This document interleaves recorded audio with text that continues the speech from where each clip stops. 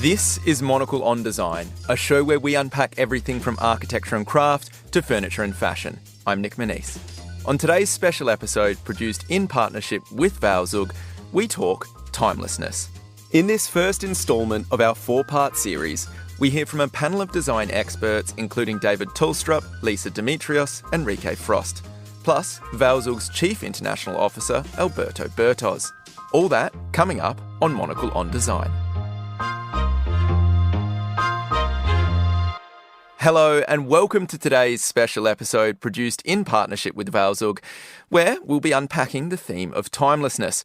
It's a topic that is essential to the work of the Swiss appliance specialist, which has been producing smartly designed kitchens and bathroom products for more than a century. Over the next 20 minutes, we'll hear from a panel discussion first recorded at Milan Design Week, moderated by Monocle's editor-in-chief, Andrew Tuck, and myself, Nick Manise. My name is Llisa Demetrios. I'm the youngest of the 5 grandchildren of Ray and Charles Eames, who are, I like to say, wonderful designers, but even more incredible as grandparents. And what I love is I take the things that I learned from them and I apply them to the sculpture that I was doing and how I share the archival work that we do today. The Eames Institute of Infinite Curiosity is where we're taking the collection that my mother inherited from Ray and Charles and where we're sharing Ray and Charles' design process of solving problems. And it could be anything. What's exciting, it's beyond chairs. It's also the National Aquarium proposal that they did, also thinking about sustainability. And so we show that through the collection, things that we can learn and how to solve problems today. Hi, I'm David Thulstrup. I started Studio David Thulstrup 15 years ago, and I'm an architect and designer, and I'm based in Copenhagen. I work mainly with residential projects and hospitality projects such as restaurants. And the building that I just worked on is a historical landmark that we worked 5.5 years on. And that has been an absolutely interesting journey to work with the landmark authorities and trying to figure out how to preserve and keep for the next generations everything that we do. I'm Rikke Frost. I design furniture mainly. I do that in Denmark, in Aarhus, and I started my studio 20 years ago. And I focus on 3 words in my studio, and that's minimal, magical, and mindful. Well, Alberto, you're both host and panelist today. So tell us a little bit about V-Zug for people who don't know the story and why timelessness is such a key issue for you. About V-Zug, I think for the ones that have not had yet the pleasure to discover us, I think that here in Milan you will have great opportunities. We just basically opened yesterday a beautiful studio just 50 meters from here, Piazza San Marco, so everyone's welcome, and a lovely installation downstairs that really speaks about our desire for timelessness and for matter. Why is it so important for us? I think that we are in an industry that has commoditized and has gone after trends and trying to change very fast, new trends just to give something new to the market. And we simply decided to go the other way around, as in many other perspectives, be it still producing in Switzerland, being carbon neutral, being the first to start projects for circularity and so on. So being different is part of our DNA, and it's also part of what we must do to having a role in this industry, producing many, many less quantities and producing them in Switzerland. So timelessness is absolutely part of our DNA, and it's part of our sustainability, it's part of our circularity. It's not going after trends, but it's looking for value proposition that our customers can have in their house for 20 years and look at it and say, oh, I still like it, it's still beautiful, because it's minimal, because it's essential, because it provides great performances. That's what we do. Rikke, maybe we could jump in with you first. You know, that Rikke makes lots of furniture that thinks about timelessness in very simple ways. I know that when you make a sofa, you think, can the cushion be turned around the other way so you'd have another layer of use for it? It has a double its longevity. When you make products which have these simple fixes about timelessness built in, are you wanting the customer to think about that when they see the product? Or should that just be in the DNA that we should just be making products that actually are fixable, long-lasting? Or do you want people to say, I'm making a deliberate decision to go out today and buy a sofa that I know that actually I can repair it if something goes wrong? It would be great if we could go there, that everybody would think about it. But I think what it is like now, there'll be people who buy it because it's just beautiful and it's something they want to own. And that's fine if I have made the effort to make it timeless and to make it sustainable. So I think there are two kinds of people. There are the ones that are very conscious about their selection or their choices, and then there's the rest that chooses between other things. If I make a new product, it has to be something that we need or that I can do better. It's also putting an effort into the quality and choosing the materials. It's choosing to work with people who also do quality. And then, of course, it's always with the human person and the human being in focus. So if I do something that's in harmony and balance for people, then I believe that it will last longer because it's something that I've made actually for people and that it will maybe make a change. So, for instance, the sofa for Carl Hansen and some of the other items are made because I think the human interaction is priceless. We really need to talk more to each other. I think that's gone down the drain with a lot of digital things we have. So that was my take on this, is if I can, behind the scenes, do something to make people communicate more, then that's my little take on giving something back. Maybe this lends nicely to some of your projects, David, particularly, I guess, hospitality ones. How important is spaces to communicate, to spend time together where you want to dwell, to addressing this issue of timelessness? I think timelessness is a super difficult word because we can aspire to create timelessness, and it's up to the next generations to actually see if it's possible, of whether we have succeeded. But I work a lot with materiality, and one of the things that I want to assure in my projects is to have materiality that lasts, that endures.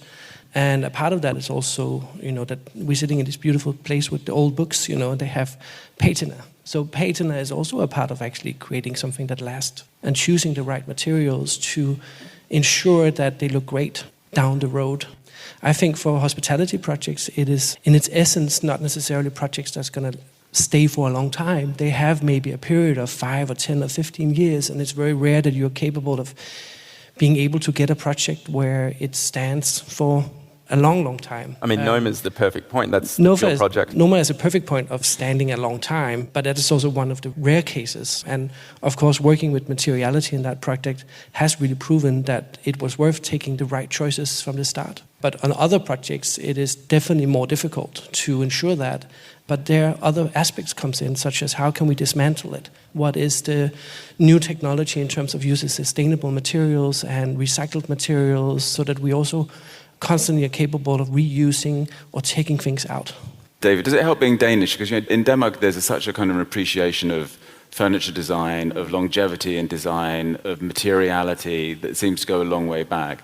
Do you think you're imbued as an architect or a designer in Denmark with a bit of an advantage over some places, that this is almost like in your DNA? I definitely think so. For me, at least, I feel that it is, and I'm super proud of the history that we have. And I think to be able to create, we create in the present that we are, and with the history that we have behind us, and we look forward and hope that it will land in a good place. I feel like materiality keeps coming up, and I know, Llisa, 5 materials really is all that your grandparents worked with. How has that influenced, I guess, their work? And this is, nearly 90 years old? This amazing archive that you've got, these things that people still covet, that are in our homes.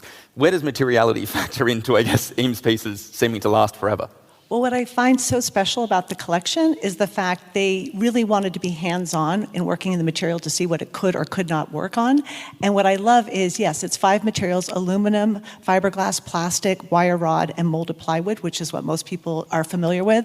And each one, they did a deep understanding of what it could or could not do, which then evolved into honest use of materials and understanding how something is made influences design. So they had to make not just the prototypes, but the machines that made the prototypes.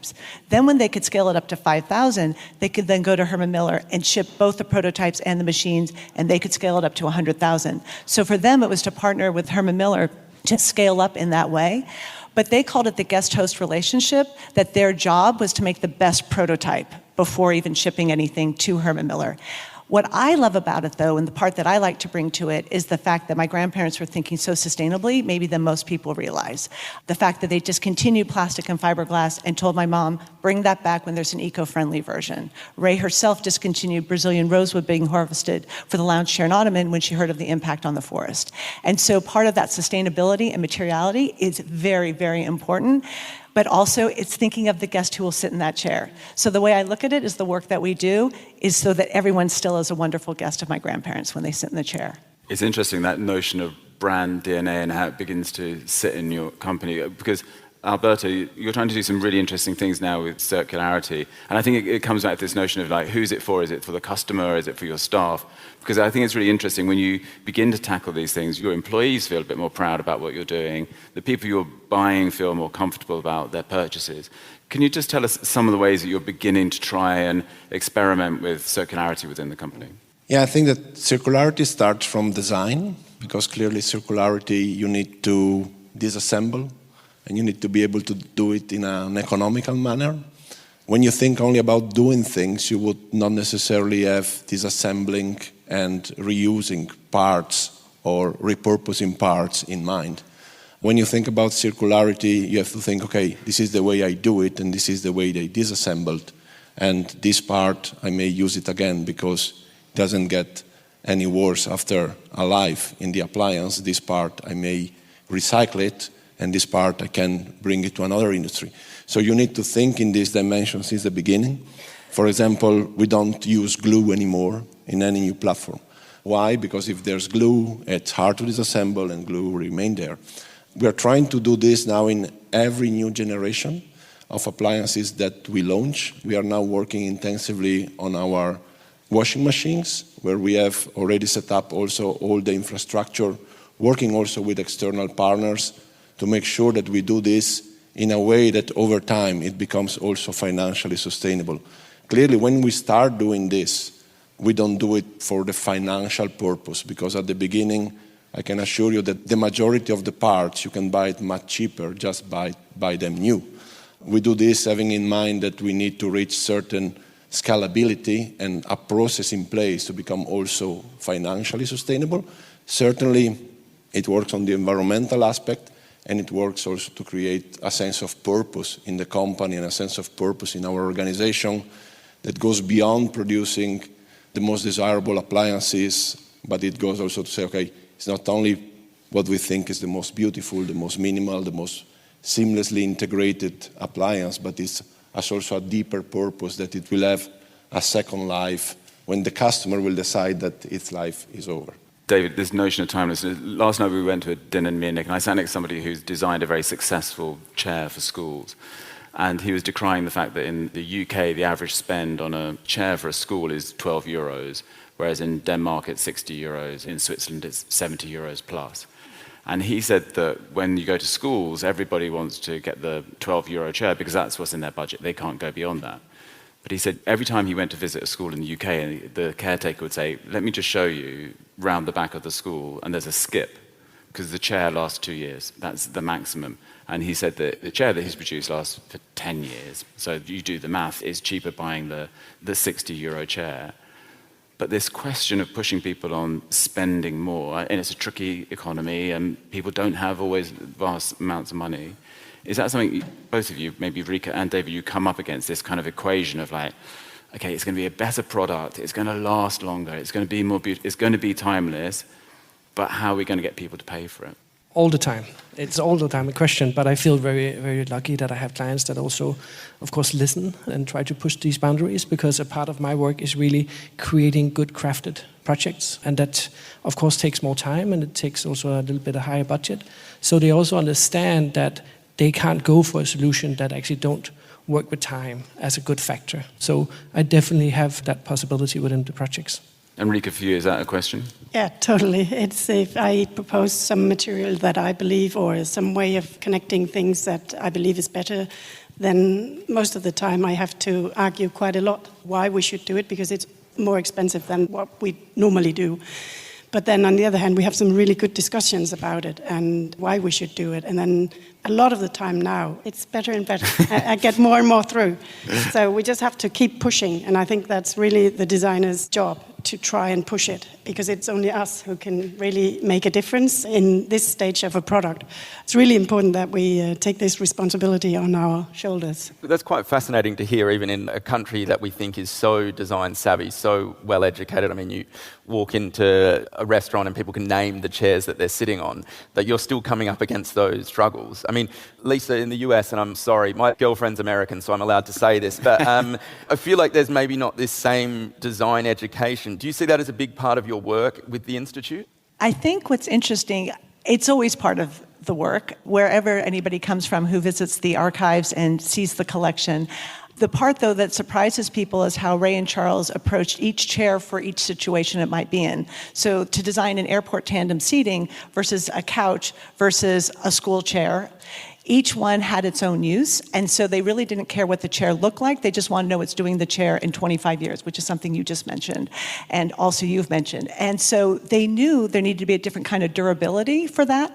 But what I loved is, in each case, they talked to the maintenance teams at a school or at an airport and asked what the biggest problems were. And that's with the airport tandem seating. There's these wonderful questions that they asked and found that it was the replacement parts that was the problem. The back and the seat were two different shapes, heavily upholstered, took up a lot of storage, took 3 people to get a screwdriver out to replace the old.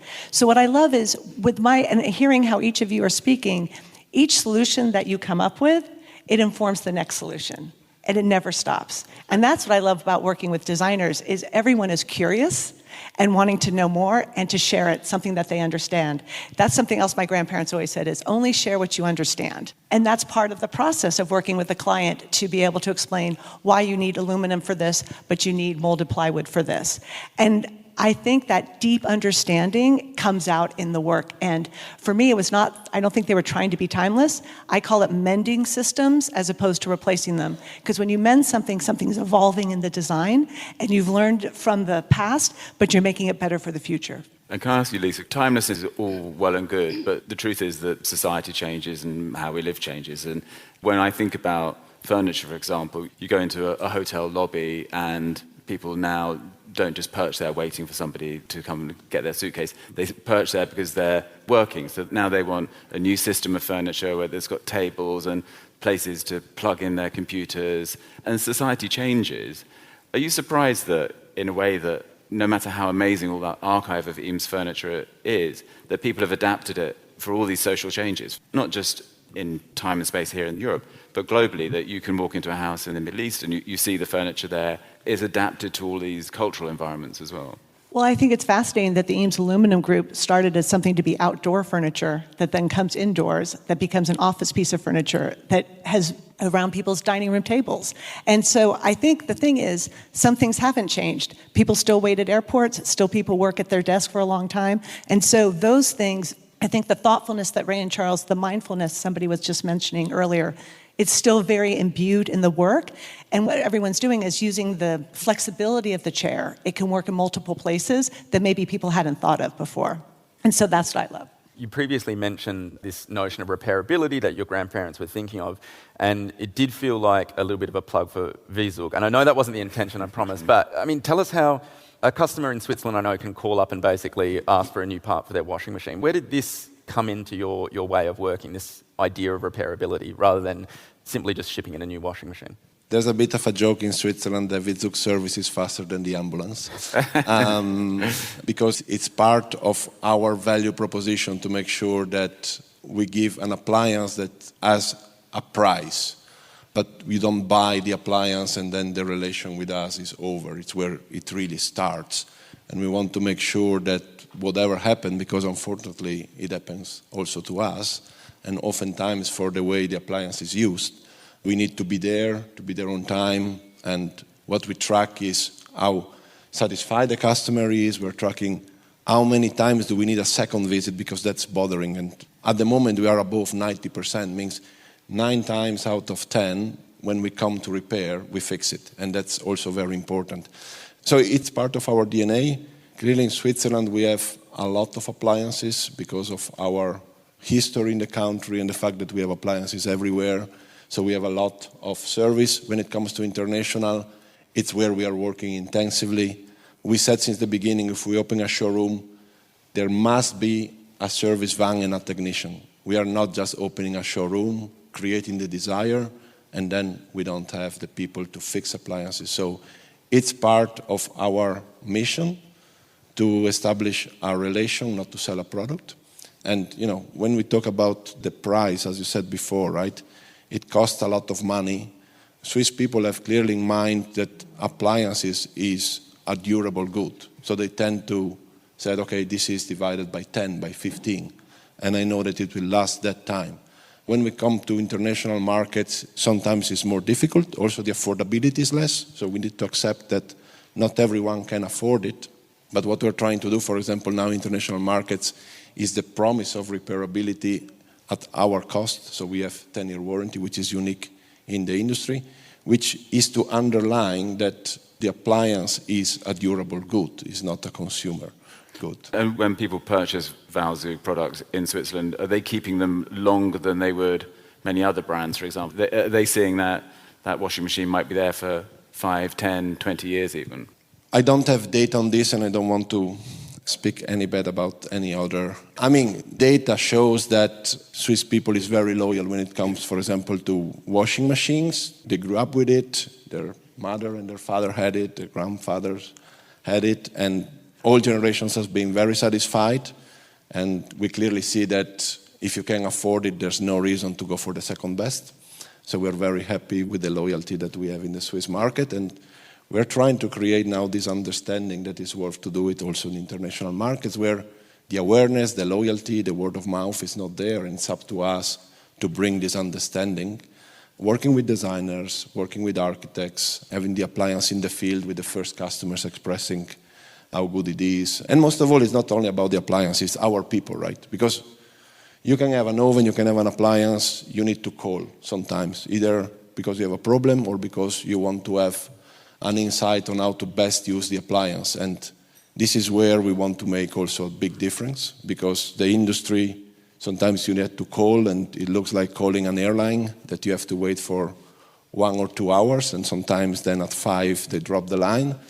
So in our small organizations, we have up to 5 different mobile phones of our people. It's not just someone sitting in a remote office. And if one is busy, goes to the second one, to the third one, to the fourth one.